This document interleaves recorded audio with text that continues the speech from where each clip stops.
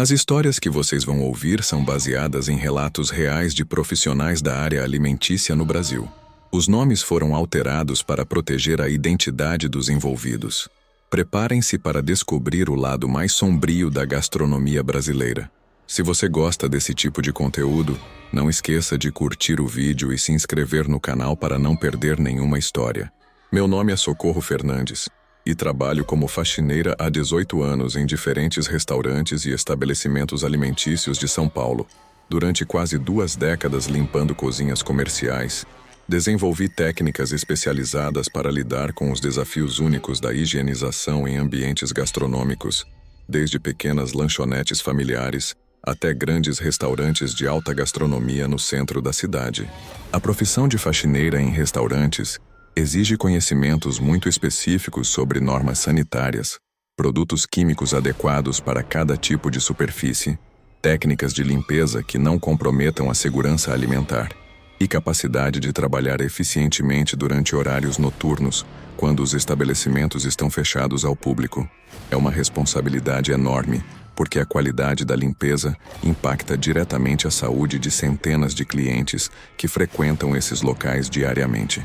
Durante minha carreira, trabalhei em mais de 30 estabelecimentos diferentes, desde pequenos bares de bairro até restaurantes sofisticados da região da Vila Madalena e Jardins. Cada local tem suas particularidades.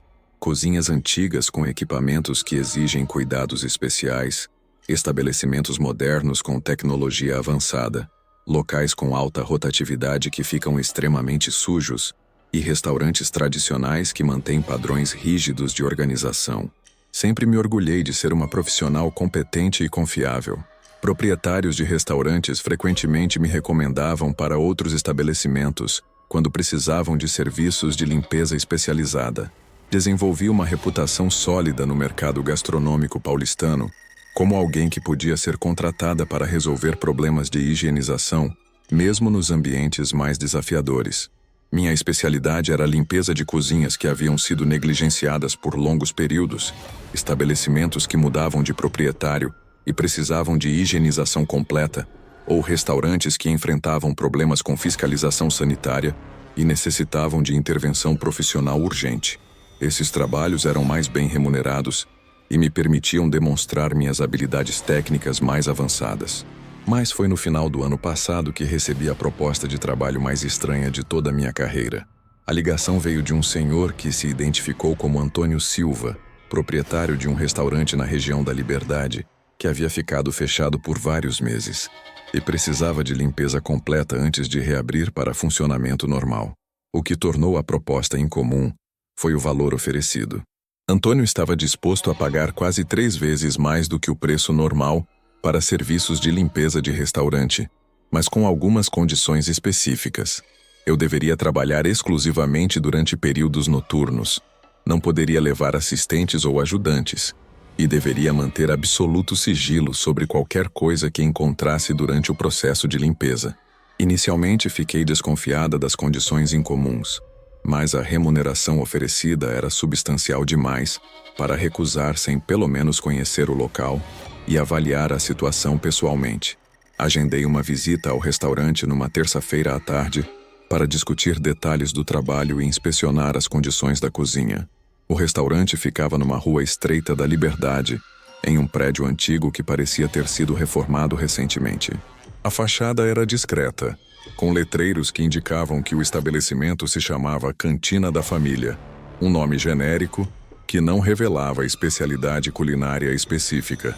O local parecia ter capacidade para aproximadamente 40 clientes, distribuídos em 2 andares. Antônio Silva era um homem de meia-idade, bem vestido, que falava de forma educada, mas sempre evitava contato visual direto. Explicou que havia comprado o restaurante de proprietários anteriores que haviam fechado abruptamente por problemas pessoais, deixando o estabelecimento em condições que precisavam de limpeza profissional antes que pudesse ser reaberto.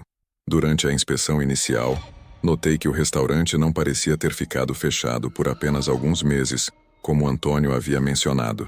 Havia sinais de abandono que sugeriam períodos muito mais longos, camadas espessas de poeira, equipamentos com ferrugem superficial Produtos vencidos com datas que indicavam abandono há pelo menos 2 anos. A cozinha era surpreendentemente grande para um restaurante daquele tamanho, com equipamentos comerciais de boa qualidade, mas que claramente precisavam de manutenção e limpeza profunda. Havia fornos industriais, chapas de cozimento, fritadeiras, geladeiras comerciais e um freezer walk-in particularmente grande que ocupava quase 1/4 do espaço total da cozinha. O que mais me chamou a atenção foi que, apesar do abandono evidente, não havia sinais de vandalismo, invasão ou deterioração estrutural. Era como se o restaurante tivesse sido simplesmente abandonado de um dia para o outro, com todos os equipamentos e utensílios deixados exatamente onde estavam sendo utilizados pela última vez. Antônio me mostrou rapidamente as diferentes áreas que precisavam de limpeza: salão principal, cozinha, área de preparação, depósito, banheiros e escritório administrativo. Mas percebi que ele evitava se aproximar do freezer walk-in, sempre mudando de direção quando nossa inspeção se dirigia para aquela área específica da cozinha. Quando perguntei especificamente sobre a limpeza do freezer, Antônio ficou visivelmente desconfortável e disse que aquela área tinha problemas técnicos, que seriam resolvidos por técnicos especializados antes que eu começasse o trabalho. Sugeriu que eu focasse nas outras áreas da cozinha e deixasse o freezer para uma segunda fase do processo de limpeza. Apesar das estranhezas, decidi aceitar o trabalho. A remuneração era excelente, o prazo era flexível e eu estava curiosa para entender melhor a situação daquele restaurante abandonado. Combinamos que eu começaria o trabalho na segunda-feira seguinte, sempre das 10 da noite às 6 da manhã, com total autonomia para organizar o processo de limpeza conforme minha experiência profissional. Na primeira noite de trabalho, cheguei ao restaurante às 10 horas em ponto, carregando meus equipamentos de limpeza especializados, aspiradores industriais, produtos químicos adequados para a higienização de cozinhas comerciais, panos específicos para diferentes superfícies, equipamentos de proteção individual necessários para trabalhar com desinfetantes profissionais. Antônio me entregou as chaves e reiterou as instruções: trabalhar apenas durante horários noturnos, manter sigilo sobre qualquer descoberta, evitar a área do freezer walk-in até segunda ordem. Disse que não estaria presente durante meu trabalho, mas que eu podia contatá-lo por telefone em caso de emergência ou dúvidas urgentes. Assim que Antônio saiu, comecei minha inspeção detalhada da cozinha para planejar a sequência mais eficiente de limpeza. Foi então que percebi aspectos estranhos que haviam passado despercebidos durante a visita inicial. Havia utensílios de cozinha posicionados como se tivessem sido abandonados no meio de preparações culinárias. Facas com restos de alimentos ressecados, panelas com resíduos que sugeriam cozimento interrompido abruptamente. Mais estranha ainda era a organização dos ingredientes no depósito. Havia produtos perecíveis que claramente haviam estado sendo utilizados quando o restaurante foi abandonado, mas que de alguma forma não apresentavam deterioração esperada após tanto tempo. Alguns vegetais pareciam murchos, mas não apodrecidos. Carnes embaladas tinham aparência estranha, mas não o cheiro característico de decomposição. Comecei a limpeza pelo salão principal, trabalhando sistematicamente mesa por mesa, cadeira por cadeira, removendo poeira acumulada e higienizando superfícies. O trabalho transcorreu normalmente durante as primeiras horas, mas percebi que o ambiente tinha uma atmosfera peculiar que me deixava ligeiramente desconfortável. Era uma sensação difícil de descrever.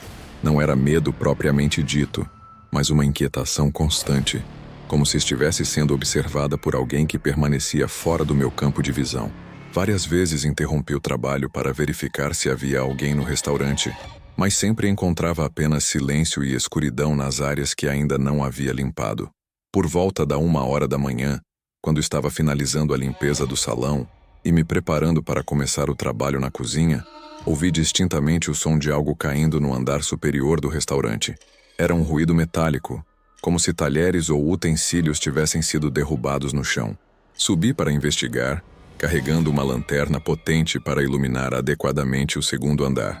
Encontrei uma área de jantar menor, com aproximadamente 12 mesas, que parecia ter sido utilizada para eventos privados ou jantares mais íntimos, mas não havia nada fora do lugar que pudesse explicar o ruído que havia escutado.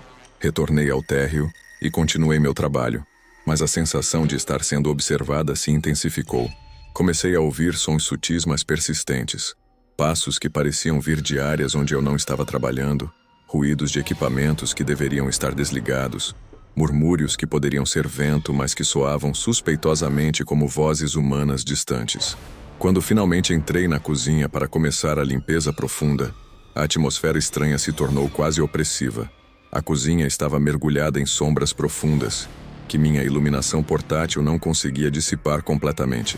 Havia cantos e recantos que permaneciam na escuridão, mesmo quando eu direcionava a lanterna diretamente para eles. Comecei a limpeza pelos equipamentos menores: fogões, chapas, fritadeiras, bancadas de preparação. O trabalho era familiar e me ajudou a manter foco profissional apesar da crescente inquietação. Mas conforme avançava pela cozinha, os sons estranhos se tornaram mais frequentes e audíveis. O mais perturbador era um ruído que parecia vir especificamente do freezer walk-in. Era um som rítmico e abafado, como se alguém estivesse batendo na porta por dentro tentando sair. Mas Antônio havia sido categórico sobre evitar aquela área, e eu não tinha autorização para abrir o freezer. Tentei ignorar os ruídos e continuar meu trabalho, mas o som persistente estava começando a afetar minha concentração. Decidi ligar para Antônio para reportar a situação e pedir orientações sobre como proceder. Mas quando tentei usar meu telefone celular, descobri que não havia sinal dentro do restaurante. Essa descoberta aumentou significativamente minha ansiedade. Durante 18 anos limpando restaurantes, eu sempre mantinha comunicação disponível com proprietários ou gerentes em caso de emergência. Ficar completamente isolada num estabelecimento abandonado, especialmente com os fenômenos estranhos que estava experienciando, era uma situação nova e desconfortável. Resolvi continuar trabalhando até o amanhecer conforme combinado, mas mantendo maior atenção a qualquer sinal de perigo real. Os ruídos continuaram durante toda a madrugada, sempre com maior intensidade próximo ao freezer walk-in. Várias vezes considerei abandonar o trabalho e retornar quando Antônio estivesse presente para esclarecer a situação, mas a remuneração oferecida era substancial demais para desistir facilmente. Decidi terminar pelo menos a primeira noite de trabalho e discutir as condições estranhas com Antônio no dia seguinte. Talvez houvesse explicações simples para os fenômenos que estava experimentando: encanamentos defeituosos criando ruídos, sistemas de ventilação mal regulados causando correntes de ar. Quando saí do restaurante às 6 da manhã, senti um alívio imenso ao respirar ar fresco e retomar contato com o mundo normal da cidade acordando. Mas também tinha uma curiosidade crescente sobre os mistérios daquele estabelecimento. Como profissional experiente, eu sabia distinguir entre problemas técnicos normais e situações genuinamente inexplicáveis. Na segunda noite de trabalho, retornei determinada a investigar mais sistematicamente as estranhezas que havia observado. Trouxe equipamentos adicionais: gravador de áudio para documentar os ruídos anômalos, termômetro para verificar variações de temperatura, lanterna mais potente para eliminar áreas de sombra.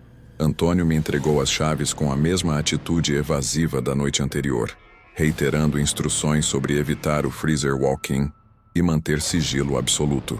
Mas desta vez, perguntei diretamente sobre os ruídos que havia escutado, especificamente os sons que pareciam vir do freezer. Sua resposta foi vaga e inconvincente. Disse que o freezer tinha problemas mecânicos que criavam ruídos aleatórios e que técnicos especializados resolveriam a situação em breve. Sugeriu que eu utilizasse protetores auriculares se os sons me incomodassem durante o trabalho.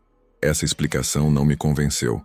Durante 18 anos trabalhando com equipamentos de refrigeração comercial, eu conhecia todos os tipos de ruídos que freezers defeituosos podiam produzir.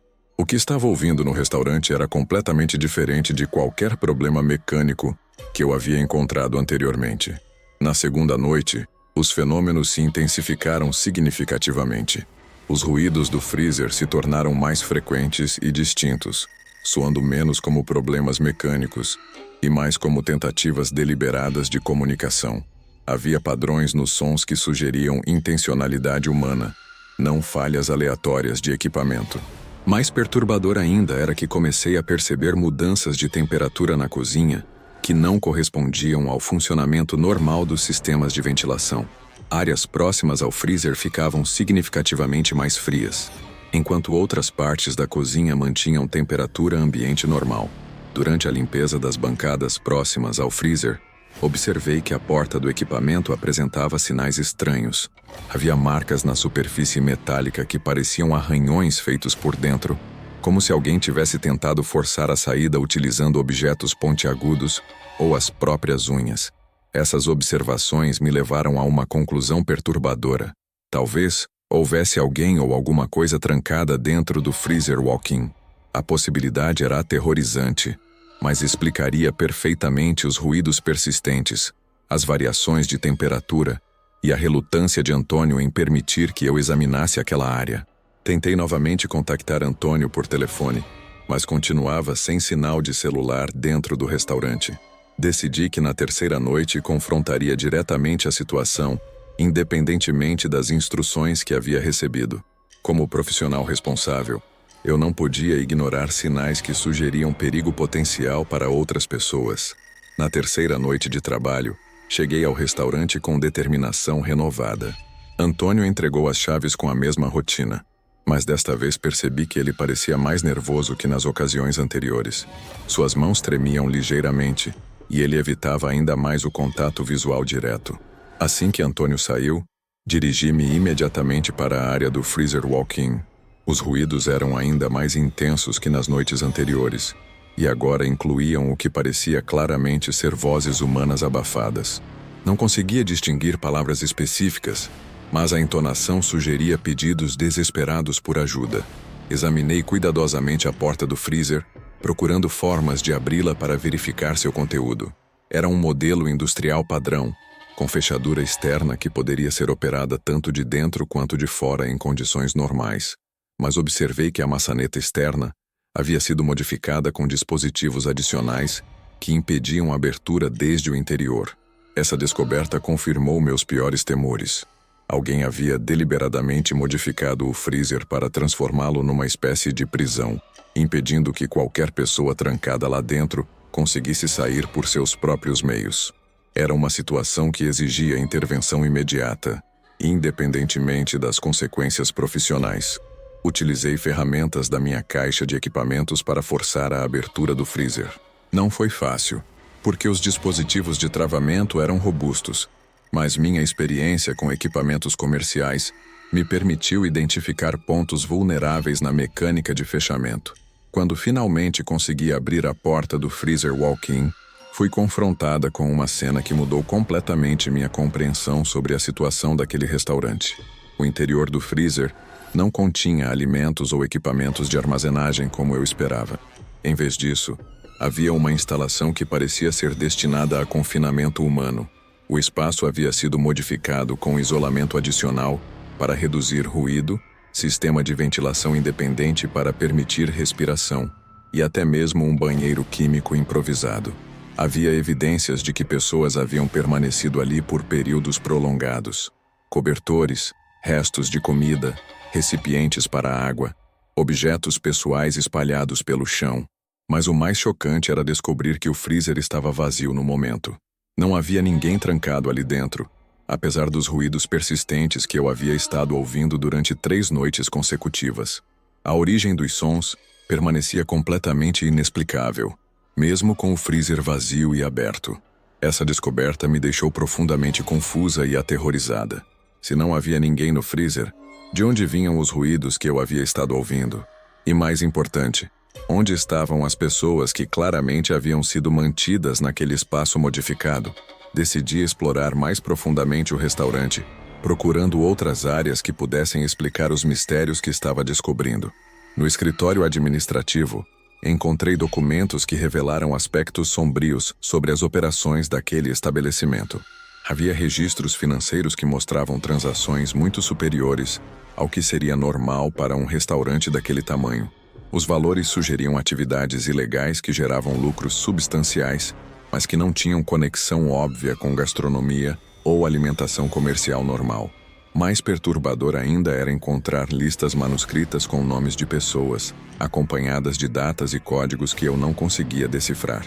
Algumas das datas eram recentes, sugerindo que as atividades misteriosas do restaurante haviam continuado até pouco tempo antes de minha contratação.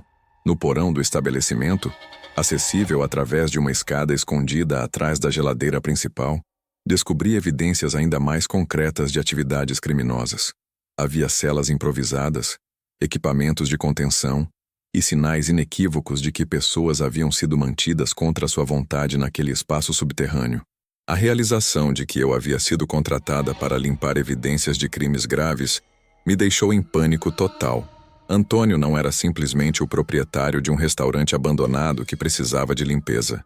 Era alguém envolvido em atividades criminosas sérias que estava utilizando meus serviços para eliminar provas comprometedoras. Imediatamente abandonei o trabalho e saí correndo do restaurante, dirigindo-me diretamente à delegacia de polícia mais próxima para reportar as descobertas. Mas quando retornei com investigadores policiais, encontramos uma situação completamente diferente. O restaurante havia sido completamente esvaziado durante as poucas horas em que estive ausente. Não havia mais equipamentos, móveis, documentos ou qualquer evidência das atividades criminosas que eu havia descoberto. Era como se o lugar tivesse sido limpo profissionalmente por uma equipe especializada em eliminar rastros. Mais estranho ainda era que os policiais não conseguiram localizar nenhum registro oficial de Antônio Silva ou do restaurante Cantina da Família. Não havia documentos de licenciamento comercial, registros fiscais ou qualquer comprovação burocrática de que o estabelecimento tivesse funcionado legalmente. As investigações policiais revelaram que o prédio estava oficialmente vazio há mais de 5 anos, sem registros de atividade comercial ou residencial durante esse período. Não havia contratos de aluguel, contas de consumo ativo ou qualquer indicação de que alguém utilizasse regularmente aquele espaço. Essa descoberta me deixou questionando minha própria sanidade mental.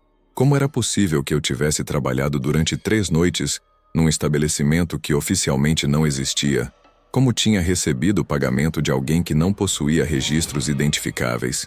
Durante semanas após o incidente, investigadores tentaram rastrear Antônio Silva através do número de telefone que ele havia utilizado para me contactar, mas descobriram que era um número inexistente. As chamadas que recebi aparentemente vieram de uma linha que não estava registrada em nenhuma operadora de telefonia. O caso se tornou ainda mais misterioso quando outros profissionais de limpeza da região começaram a relatar experiências similares. Várias pessoas haviam recebido propostas de trabalho noturno em restaurantes abandonados, sempre com remuneração excepcionalmente alta e condições de sigilo rigoroso. Todos esses profissionais relataram descobertas perturbadoras durante seus trabalhos, evidências de atividades criminosas, modificações estranhas em equipamentos, sinais de confinamento humano. Mas quando tentaram reportar suas descobertas às autoridades, sempre encontravam que os estabelecimentos haviam desaparecido completamente. Essa revelação sugeriu que eu havia sido vítima de um esquema muito mais amplo e organizado do que imaginava inicialmente. Havia aparentemente uma rede criminosa que utilizava profissionais de limpeza para eliminar evidências de crimes, aproveitando-se da necessidade financeira e da confiabilidade de trabalhadores como eu. A experiência me traumatizou profundamente e mudou completamente minha abordagem profissional. Nunca mais aceitei trabalhos que envolvessem condições incomuns ou sigilo excessivo. Aprendi que ofertas que parecem boas demais para ser verdade frequentemente escondem perigos que não conseguimos prever. Também desenvolvi maior consciência sobre os sinais de alerta que indicam situações potencialmente perigosas. Clientes que evitam contato visual, pagamentos excessivamente altos sem justificativa clara, restrições de acesso a certas áreas, exigências de sigilo absoluto sobre atividades de limpeza. Durante os meses seguintes ao incidente, continuei recebendo ocasionalmente ligações de pessoas se identificando como proprietários de restaurantes que precisavam de limpeza noturna com condições especiais. Sempre recusei essas propostas, mesmo quando ofereciam remuneração ainda mais alta que Antônio havia proposto. A polícia me informou que investigações sobre redes criminosas que exploram trabalhadores de serviços são extremamente complexas e frequentemente inconclusivas. Criminosos especializados conseguem criar identidades falsas, estabelecer operações temporárias e desaparecer sem deixar rastros identificáveis. Hoje, quase um ano depois daquela experiência, ainda trabalho como faxineira especializada em estabelecimentos alimentícios, mas apenas com clientes que possuem documentação completa e histórico verificável. Nunca mais aceito trabalhos em locais que não posso investigar previamente, através de registros oficiais. A experiência me ensinou que profissionais de serviços, especialmente mulheres que trabalham sozinhas durante horários noturnos, podem ser alvos vulneráveis para criminosos que procuram explorar nossa necessidade de trabalho e nossa tendência a confiar em clientes que se apresentam adequadamente. Também aprendi a importância de manter sempre comunicação disponível durante trabalhos, informar familiares sobre localização e horários específicos e estabelecer protocolos de segurança que permitam buscar ajuda rapidamente em caso de situações suspeitas. O caso do restaurante fantasma continua oficialmente sem solução. Investigadores acreditam que foi parte de uma operação criminosa que utilizava estabelecimentos temporários para atividades ilegais, mas nunca conseguiram identificar os responsáveis ou determinar exatamente que tipos de crimes estavam sendo cometidos. Para mim, a experiência foi um lembrete poderoso de que nossa cidade possui aspectos sombrios que a maioria das pessoas nunca precisa enfrentar. Trabalhadores de serviços noturnos frequentemente são expostos a situações que revelam realidades perturbadoras sobre atividades criminosas que acontecem nos espaços invisíveis da sociedade. Apesar do trauma da experiência, continuo orgulhosa da minha profissão e comprometida em oferecer serviços de qualidade para estabelecimentos alimentícios legítimos. Mas agora, trabalho com muito mais cuidado e atenção a sinais que indicam situações potencialmente perigosas. A história do restaurante fantasma também me motivou a conscientizar outros profissionais de limpeza sobre os riscos que podem estar envolvidos em propostas de trabalho que parecem excepcionalmente vantajosas. Compartilho minha experiência como forma de alertar colegas para que não se tornem vítimas de esquemas similares. 18 anos trabalhando como faxineira me ensinaram que limpeza é muito mais que higienização física. É também sobre revelar verdades que estavam escondidas, expor realidades que permaneciam invisíveis e, às vezes, descobrir aspectos da sociedade que preferíamos não conhecer. A profissão me tornou testemunha silenciosa de muitos segredos e mistérios que acontecem nos bastidores dos estabelecimentos onde trabalhamos. Na maioria das vezes, são apenas questões comerciais normais ou problemas técnicos rotineiros. Mas ocasionalmente, como no caso do restaurante fantasma, descobrimos evidências de realidades muito mais sombrias e perigosas. Minha experiência serve como alerta para outros profissionais que trabalham sozinhos durante horários noturnos em estabelecimentos comerciais. É importante manter sempre vigilância sobre situações que parecem estranhas, confiar em nossos instintos quando algo não parece correto e priorizar nossa segurança pessoal acima de qualquer benefício financeiro. O mistério dos ruídos no freezer nunca foi completamente resolvido. Mesmo sabendo que o equipamento estava vazio quando finalmente consegui abri-lo, ainda escuto ocasionalmente sons similares quando trabalho em outros restaurantes com freezers walk-in.